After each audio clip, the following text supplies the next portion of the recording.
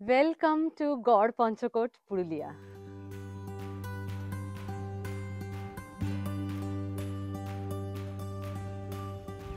ওয়ান্ডারলাস দেবস and অভির চ্যানেলে আমাদের পুরুলিয়া সিরিজের আজ অন্তিম পর্বে আপনাদের সকলকে স্বাগত। এবারের পুরুলিয়া ভ্রমণে আমরা ঘুরে দেখছি গোটা গড় সার্কিট, আর আজ এর চূড়ান্ত পর্বে থাকছে পঞ্চকোট পাহাড়ের কোলে গড়ের ইতিহাস এক্সপ্লোর করা। এর আগের পর্বেই আপনারা দেখেছেন গুপিবাঘার সেই জয়চণ্ডী পাহাড়, সেই ঘোড়ার গল্প। সেখান থেকেই মাত্র 19 কিলোমিটার দূরে আমাদের গন্তব্য এখন পঞ্চরত্ন মন্দির। সেখান থেকেই তাহলে আজকের গল্প শুরু করা যাক। ওই আসানসোল রঘুনাথপুর হাইওয়ে ছাড়িয়ে আমরা লেফটে ঢুকলাম, আর একটুখানি লেফটে ঢোকার পরেই এখানে দেখুন রাস্তাটা দুটো ভাগে ভাগ হয়ে যাচ্ছে। আর এই হচ্ছে গড় পঞ্চকোট মন্দির যাওয়ার রাস্তা, মানে আমাদের ডান দিকের লেনটা নিতে হবে। গুগল ম্যাপ পরিষ্কারই বলছে এখানে একটু সরু রাস্তা, কিন্তু ভালো রাস্তা, মানে গাড়িতে কোনো অসুবিধা নেই যেতে। আর 2.5 কিলোমিটার মতন রাস্তা এখান থেকে দেখাচ্ছে, আর 5-7 মিনিটে পৌঁছে যাবো। চলুন।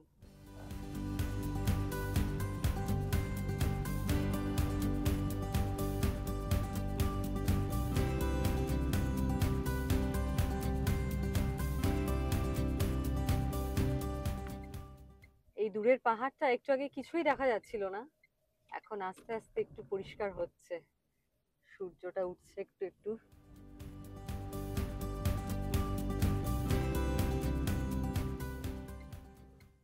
এখানে আবার একটা ডান দিকে বাঁ দিকে যাওয়ার রাস্তা, আমরা ডান দিকে যাব।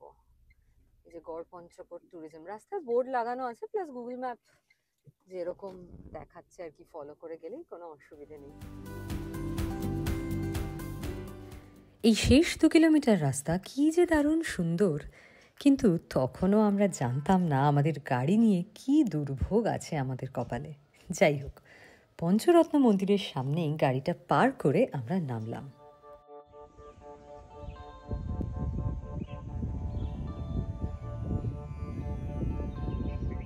আচ্ছা, আমরা চলে এসেছি গড় পঞ্চকোটে। তো গাড়িটা আমরা ওইদিকে একটা জায়গায় পার্ক করেছি, ওর সামনেই মন্দির। আমরা মন্দিরে যাচ্ছি, তার আগে এই জায়গাটায় এলাম। এইখানটা হচ্ছে একটা ভগ্নাবশেষ। এটা হতে পারে একটা মন্দির বা একটা ছোট্ট মানে থাকার কোনো স্ট্রাকচার। কিন্তু যেটা মজার ব্যাপার হচ্ছে, ভগ্নাবশেষ হলেও এইখানে যেটুকু মানে কারুকার্য দেখা যাচ্ছে পাথরের ওপরে, অসাধারণ। মানে সেই জন্যই ইন্ডিয়ান হিস্ট্রিটা এতটাই মানে কারুকার্যটা অসাধারণ। এই জন্যই বলে যে ইন্ডিয়ান কালচার এতটাই রিচ। কবেকার স্ট্রাকচার এটা, মানে কিচ্ছু নেই, জাস্ট একটা মানে ভগ্নাবশেষ পড়ে আছে, তাতেও তার এতই সৌন্দর্য। 90 খ্রিস্টাব্দে যে গড় এখানে ছিল, সেই গড়ের ভগ্নাবশেষ, মানে কালের নিয়মে জল বায়ু সবেতে কত হয়ে না জানি গেছে, কিন্তু তারপরেও যেটুকু রয়ে গেছে মানে সেগুলো দেখে সত্যি মানে রোমাঞ্চ লাগে আর কি। গড় রাজাদের বানানো এই প্রাচীন একটা মূর্তি গড় পঞ্চকোট মন্দির, একে পঞ্চরত্ন মন্দির বলে, কারণ মন্দিরটা চূড়াতে যদি ভালো করে দেখেন আপনারা, 5টা চূড়া রয়েছে, চারদিকে 4টে চূড়া, আর মাঝখানে একটা বড় চূড়া, সেই জন্য এটা পঞ্চরত্ন টেম্পল। মন্দিরের ভিতরে কিন্তু রাধাকৃষ্ণের বিগ্রহ রয়েছে। মন্দিরে আমরা ঢুকবো না, ঢুকতে এলে জুতো খুলে ঢোকাই ভালো। সামনে প্রণামী পাত্র রয়েছে, কিন্তু মন্দিরটার প্রাচীন এই যে টেরাকোটার, মানে প্রি মুসলিম যুগের, মানে বাংলায় মুঘল সাম্রাজ্য ঢোকার আগে, মুঘল আধিপত্য ঢোকার আগের এই এই সমস্ত নিদর্শন তো। আর ওই বর্গী আক্রমণের পর এগুলো তো সবই প্রায় ধ্বংসাবশেষে পরিণত হয়েছে আর কি। তারপরেও যেটুকু রক্ষণাবেক্ষণ করে যেটুকু রাখা হয়েছে, নিশ্চয়ই সংরক্ষণ হয়েছে, নইলে এটুকুও থাকার কথা নয়। যেটুকু রয়েছে সেটুকুও কিন্তু অপূর্ব। গড় পঞ্চকোটের এই পঞ্চরত্ন মন্দির দেখে এবার আমাদের বেরিয়ে যাওয়ার পালা। সামনেই গেলে কিন্তু গড় পঞ্চকোটের যে গড়, সেই গড়ের ভগ্নাবশেষ রয়েছে। এরপর আমরা ওখানটাতেই যাব, চলুন। বেশি দূরে নয়, একদম কাছেই। এর সামনেটায় কিছু দোকানপাট রয়েছে, মানে সকালবেলায়, আমরা তো একদম সকাল সকাল এসছি, মানে এখন বোধহয় 8টা বাজে নাকি? আটটা মোটামুটি চার জাস্ট 8টাই বাজছে, তো বেশি লোকজনের ভিড় নেই, যেটা অন্য সময় হয়। এরকম শীতকালে এলে এখানে তো প্রচুর টুরিস্টের ভিড় থাকেই আর কি। যাই হোক, সকাল সকাল আসার এটা হচ্ছে পার্কস। আমরা জয়চণ্ডী পাহাড়েও মোটামুটি আমরা দুজনই, আর কিছু অবভিয়াসলি স্থানীয় মানুষজন ছিল। এখানেও তাই, একদমই বেশি ভিড় নেই। তবে ওই একটু চা ফা খাওয়ার জন্য এরকম কিছু দোকানপাট রয়েছে। আর আরেকটা জিনিস রয়েছে খুব ইন্টারেস্টিং, এটা দেখাই, আসুন। এগুলো বাঁশের চুড়ি, এটা হচ্ছে টেরাকোটার। আচ্ছা, এগুলো এগুলো এই যে কাপড়ের, কি সুন্দর দেখতে। এগুলো কি প্লাস্টিক? আর ভিতরে কি আছে? ভিতরে কি আছে? কাপড় তো উপরে মোড়ানো। ও বাঁশের দিয়ে উপরে কাপড়। বাহ, এই দুটো বাঁশের চুড়ি, আর এটা টেরাকোটার। এই তিনটে নিচ্ছি আমি।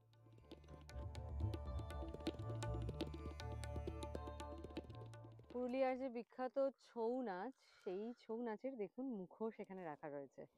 এই বড় মুখোশটা কত, 2200 বললেন না? কি সুন্দর দেখুন, এগুলো নিয়ে গিয়ে ঘরে সাজিয়ে রাখার জন্য সুন্দর।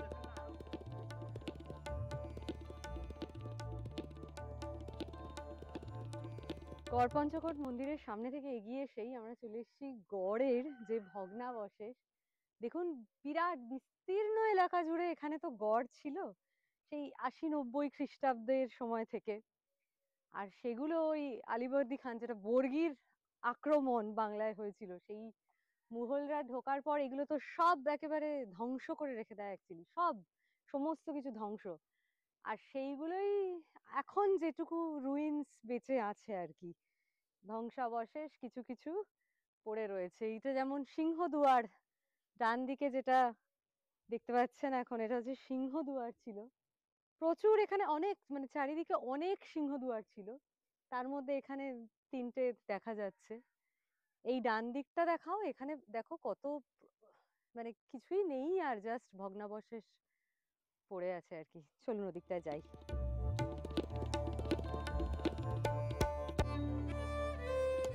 এই হলো সব ভগ্নাবশেষ যেটুকু অবশিষ্ট এখন দেখা যাচ্ছে।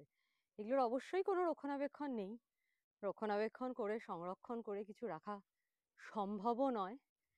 কালের নিয়মে এখানে এগুলো এখন এরকমই ধ্বংসস্তূপ হয়ে পড়ে রয়েছে আর কি। কত শত ইতিহাসের সব রুইন্স পড়ে রয়েছে এখানে, শুধু এটুকুই একটা ভাঙা দরজা দাঁড়িয়ে রয়েছে। এটার ইতিহাস যেটা জানা যায়, যে ওই 90-এর দশকে শিখর রাজবংশের এখানে রাজারা রাজত্ব করেছে, মানে বেশ অনেক বছর ধরে। 30 জন রাজা প্রায় 700-800 বছর ধরে এখানে রাজত্ব করেছে গড় পঞ্চকোটে। এবং প্রথম যে রাজা দামোদর শিখর, যিনি এই শিখর রাজবংশের এখানে সূচনা হয় আর কি, সেই সময় 5টা আদিবাসী গোষ্ঠী নিয়ে এই গড় পঞ্চকোট, এই সাম্রাজ্য তৈরি করেছিলেন, উনি সূচনা করেছিলেন। তো গড় পঞ্চকোট শব্দটা সেখান থেকেই এসে, মানে গড় মানে তো দুর্গ আমরা জানি, পঞ্চ মানে 5, আর কোট হচ্ছে ওই যে 5টা গোষ্ঠী, মানে এই যে 5 গোষ্ঠীর, যে ট্রাইবাল গোষ্ঠীর, আদিবাসী গোষ্ঠীর সর্দার বা তাদের যারা রাজা ছিল, তাদের সাহায্য নিয়েই এইখানে পুরো এই গড় পঞ্চকোট এলাকা তৈরি হয়েছিল। তখন কি ছিল, মানে সেগুলো তো আমরা এখন কল্পনাও করতে পারি না তখন কি ছিল, কিন্তু যা ছিল সেটা তো বিরাট দারুণ কিছুই ছিল। কারণ পুরোই গড় পরীক্ষা দিয়ে প্রোটেক্টেড ছিল, ঘেরা।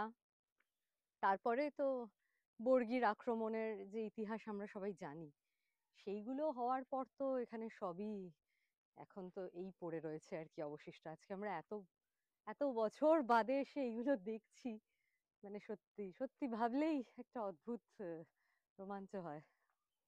এই গড়ের ধ্বংসাবশেষের মধ্যে ঘুরতে ঘুরতেই আর একটা জায়গায় এলাম। এখানে একটা এরকম স্ট্রাকচার এখন দাঁড়িয়ে রয়েছে, ভিতরে কি যে ছিল তখন, তখনকার সময়ে এটা কি কোনো ওয়াচ টাওয়ার ছিল না কি ছিল আমি জানি না। ভিতরে সিঁড়ি আছে কিনা সেটা গেলে দেখলে যদি দেখা যায় এখান থেকে, হ্যাঁ সিঁড়ি উঠে গেছে, ভিতরে দেখা যাচ্ছে। তাহলে এটা ওয়াচ টাওয়ার হওয়ারই চান্স বেশি। সিঁড়ি রয়েছে, এটা খুব সম্ভবত ওয়াচ টাওয়ারই ছিল সেই সময়, দুর্গের ওয়াচ টাওয়ার যেটা। প্রাচীন গড় রাজাদের ওয়াচ টাওয়ারের পাশেই ডান দিকে ওই দেখুন নতুন নবনির্মিত ওয়াচ টাওয়ার আমাদের। ইতিহাস আর বর্তমান পাশাপাশি খাতার পাতায় লেখা। এই মন্দিরের আশেপাশেই যে গড়ের যে ভগ্নাবশেষ যেগুলো আমরা এখন দেখতে পাচ্ছি, এখানে সামনেই রয়েছে জোড় বাংলা মন্দির। সেই সময়ে রাজাদের সব দুর্গের এখানে জোড় বাংলা মন্দির, ওইটার সামনেই আমরা এখন যাচ্ছি। পিছন দিকে যেগুলো দেখে এলাম ওগুলো কোনোটা ছিল রানী মহল, রানী মন্দির, এরকম সব নানান রকম। অ্যাকচুয়ালি এই রানীরা মানে যে শিখর বংশের যে রানীরা এই মহলে ছিল, তখন যে এই রাজ পরিবারের কিরকম যে প্রাচুর্য ছিল সেগুলো তো আমরা এখন আর মানে সিনেমার মতন কল্পনা করতে পারবো না। কিন্তু সেই রানীরা বর্গী আক্রমণের সময় এটা জানা যায় যে অনেকজন রানীরা মিলে অনেকটা রাজপুত ইতিহাসের মতোই তারা কিন্তু একটা কুয়োর মধ্যে তারা সবাই মিলে ঝাঁপ দিয়েছিল তাদের সম্মান রক্ষার্থে। সেই কুয়ো বা কিছুর কোনো নিদর্শন এখন আর পাওয়া যায় না, কিন্তু চলুন জোড় বাংলা মন্দিরটা দেখে আসি।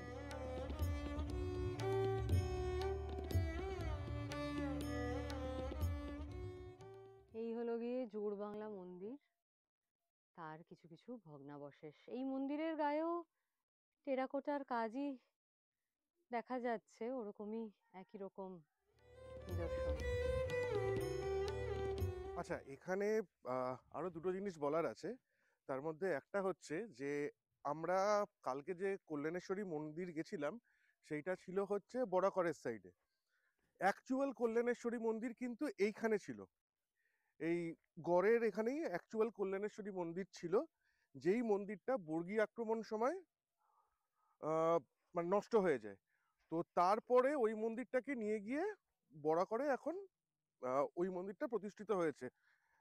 আর আরেকটা জিনিস হচ্ছে যেটা খুবই জরুরি কথা, যে আমরা এখন শীতকালে এই জায়গাটায় এসছি, তো আমরা কোনো ভয় ছাড়াই ঘুরে বেড়াতে পারছি। কিন্তু যদি আপনারা ভাবেন এই জায়গাটা বর্ষাকাল বা ওই সময় আসবেন, তাহলে কিন্তু একটু সাবধান, কারণ এ তো পুরো জঙ্গল এরিয়া, তো সাপের উপদ্রব থাকাটা কিন্তু খুব একটা অস্বাভাবিক নয়। তো সেই জিনিসটা মাথায় রেখেই আপনারা ট্যুর প্ল্যানটা করবেন। এই মন্দিরটার পেছনেই যে পাহাড়টা দেখছেন, এই পাহাড়টার ওপরেই একটা মন্দির আছে, তো সেইখানে কিন্তু ট্রেকিং করে উঠতে হয়। আর এখানকার লোকাল ছেলেরা আপনাকে মানে অ্যাজ এ গাইড আপনাকে সঙ্গে যেতে পারে, সেটা বোধহয় 200-300 টাকা করে ওরা নেবে। আমাদের আর আজকে সময় নেই, সেজন্য আমরা আর ঘুরলাম না, কিন্তু আপনাদের যদি হাতে সময় থাকে তাহলে অবশ্যই ঘুরতে পারেন। আরেকটা গুরুত্বপূর্ণ পয়েন্ট, এই পুরো বেল্ট ভালো করে একটু রিল্যাক্স করে ঘুরে দেখার জন্য কিন্তু 2 নাইট স্টেটা দরকার। আমরা 1 নাইট স্টে করছি, এই জন্য একটু তাড়াহুড়োয় আছি আমরা, কিন্তু যদি আপনি 2 নাইট স্টে করেন এই জায়গাটায়, তাহলে খুবই মানে রিল্যাক্স করেও আপনারা পুরো জায়গাটা ঘুরে দেখতে পারেন। সব দারুণভাবে ঘুরে দেখা হলো, আর এবারে আমরা ফিরে যাব হোটেলে গিয়ে ব্রেকফাস্ট করব। কিন্তু এই কি, আমাদের গাড়িটাই তো স্টার্ট নিচ্ছে না। পুরুলিয়ার পঞ্চকোট পাহাড়ের সামনে এরকম একটা রিমোট জায়গায় এখন কি যে হবে, কোথা থেকে কি হেল্প পাবো, আমরা সত্যি বেশ বিভ্রান্ত হয়ে পড়েছি। তো যেরকম দেখলেন আর কি শুনলেন, যে মোটামুটি 8:30 থেকে আমরা এখানেই রয়েছি গাড়িটাকে এরকমভাবে নিয়ে। আমাদের গড় মন্দির সব ঘোরা হয়ে গেছিল 8:30টার মধ্যে। আমরা ভেবেছিলাম 9টার মধ্যে হোটেলে পৌঁছে গিয়ে ব্রেকফাস্ট করব, ব্রেকফাস্টটাও আপনাদের সাথে শেয়ার করার ছিল, কিন্তু সেই সব তো এখন 20 বাও জলে, কারণ এখন প্রায় 11টা বেজে গেছে। যেটা বোঝা যাচ্ছে ব্যাটারিটা ডাউন হয়ে গিয়ে 15-এ চলে গেছিলো, সেটা 5-এ উঠতে হবে, চার্জে বসানো হয়েছে। এই পেছনে ওই টমিতির কিছু অফিস ঘর মতন রয়েছে, টয়লেটও আছে ওখানে, ইনফ্যাক্ট কোনো অসুবিধা নেই।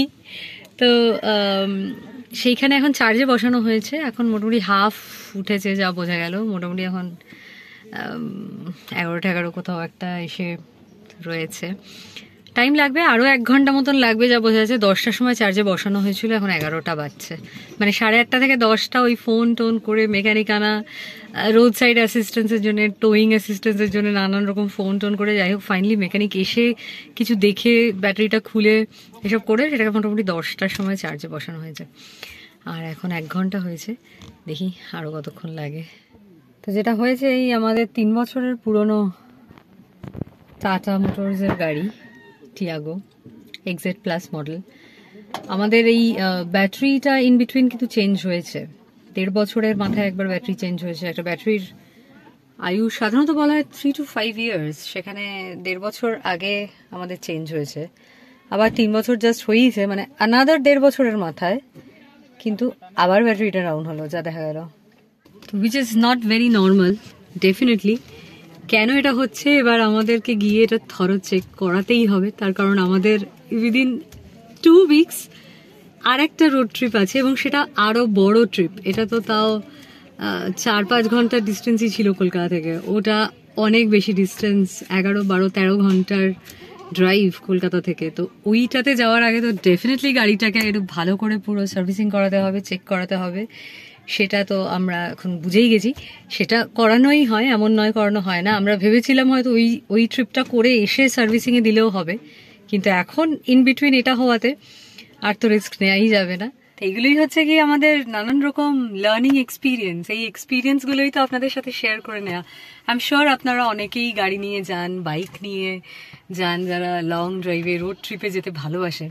তো এই ছোট ছোট জিনিসগুলো, অভিজ্ঞতাগুলো, এগুলো না হলে নয়, এভরিথিং গোজ ফাইন, গোজ ওয়েল, কিন্তু যখন হয় তখন তো এরকমভাবেই হয়। বাট হ্যাঁ, ঘাবড়াবার, ভয় পাওয়ার কিছু নেই, টেনশন করেও কোনো লাভ নেই, কারণ যা হওয়ার হবে। আমি প্রথমেই হোটেলে জানিয়ে দিলাম ওনাদেরকে, ওনারাই ইনফ্যাক্ট মেকানিক তো পাঠালেন, শুনলেনই বললাম। তো ইনফ্যাক্ট ব্রেকফাস্ট একটু কিছু রেখেও দেবেন, সেই কথাও বলেছে। আর দেখা যাক, আমাদের চেক আউট করতে আজকে অনেক লেট হবে, তো I hope they will cooperate. তো দেখা যাক সেটাও কিরকম কি অভিজ্ঞতা হয়। এই রাস্তায় বেরিয়ে এই সমস্ত এগুলো আনসার্টেনিটি, এগুলো সবসময় থাকেই, এগুলোকে কিন্তু মেনে নিয়েই চলতে হবে। যা সময় লাগবে লাগবে, কিছু তো এখানে করার নেই, না কারোর হাতে নেই এই ব্যাপারগুলো। এখন প্রায় 12:30 বাজে। এই 2.5 ঘন্টায় ব্যাটারিটা যা চার্জ হয়েছে সেই অবস্থাতেই এখন ফিট করা হচ্ছে, দেখার জন্য যে গাড়িটা স্টার্ট নেয় কিনা। আর এখানে এখন অনেক দোকানপাট খুলে গেছে, প্রচুর লোকেরও ভিড়, আর 20 টাকা পার্কিং চার্জ নেওয়ার লোকও এসে গেছে, যেটা কিন্তু সকালবেলায় কেউ ছিল না। খুব খিদে পেয়েছিল আমাদের, তাই দুজন 2 প্লেট ম্যাগি খেলাম 30 রুপিস করে, এই সামনের দোকান থেকেই। আর এই চাটা খাওয়া হলো। এখন দেখা যাক গাড়িটা সাথ দেয় কিনা। ফাইনালি ইঞ্জিনটা স্টার্ট হলো, গাড়িটা স্টার্ট হয়েছে। এখন চেক করা হবে যে স্টার্ট অবস্থায় ইঞ্জিনটা চার্জ হচ্ছে কিনা, সেটাই এখন টেস্টিং হচ্ছে। যাই হোক, অবশেষে গাড়ি স্টার্ট হলো আর ব্যাটারি চার্জও হচ্ছে। এবার ফাইনালি আমাদের এখান থেকে বেরোনোর পালা। আজকে আমাদের এই পর্ব পুরুলিয়ার গড় পঞ্চকোট ঘুরে দেখার গল্প আমরা শেষ করছি এখানেই। আর কেমন লাগলো এই ভিডিওটা অবশ্যই জানাবেন। কোনো প্রশ্ন থাকলে অবশ্যই আমাদের কমেন্টের দ্বারা করবেন। আর লাইক, শেয়ার অ্যান্ড সাবস্ক্রাইব করতে থাকুন। সাবস্ক্রাইব বাটনটা নিচেই রয়েছে, তার সাথে বেল আইকনটা টিপে দিয়ে কিন্তু একদম অল সিলেক্ট করে দেবেন। তাহলে আমরা যখন যা কিছুই আপলোড করব আপনাদের কাছে সঙ্গে সঙ্গে নোটিফিকেশন পেয়ে যাবেন, আর আপনাদের সময় সুযোগ মতন দেখে নেবেন। তাহলে আজকের মতন পুরুলিয়া সিরিজ শেষ হচ্ছে এখানে। আবার দেখা হবে পরের সিরিজে গল্প নিয়ে, নতুন জায়গার গল্প নিয়ে। তার জন্য কিন্তু দেবশ্রী আর অভিষেক সঙ্গে থাকতে হবে, আমাদের বৃহত্তর পরিবারের পাশে অংশ হয়ে থাকতে হবে। তাহলে